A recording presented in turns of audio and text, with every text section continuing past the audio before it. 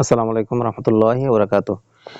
তো আমি যে বললাম অতিরিক্ত ৩টা ৪টার মতো আপনাদেরকে বলে দিব। এগুলোর মধ্যে এগুলো আলাদাভাবে বলার কারণ হচ্ছে আপনারা যাতে বুঝতে সহজ হয়, আপনারা যাতে ফেঁসায় না ফেলেন সেজন্য আমি এগুলো আলাদা বলে দিচ্ছি।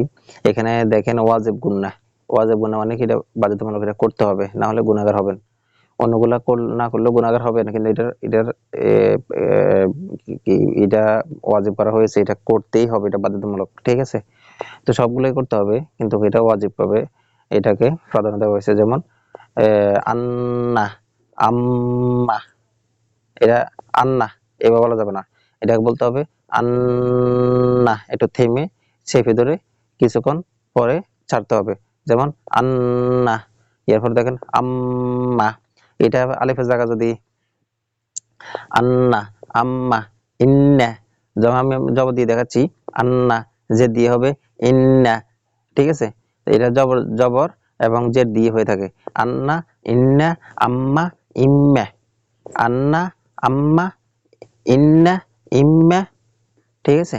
এই শব্দগুলো যত জায়গায় আসবে এগুলা ওয়াজিব গুনাহ করতে হবে। তো আশা করি বুঝতে পারছেন। ওকে, আসসালামু আলাইকুম ওয়া রাহমাতুল্লাহি ওয়া বারাকাতুহু।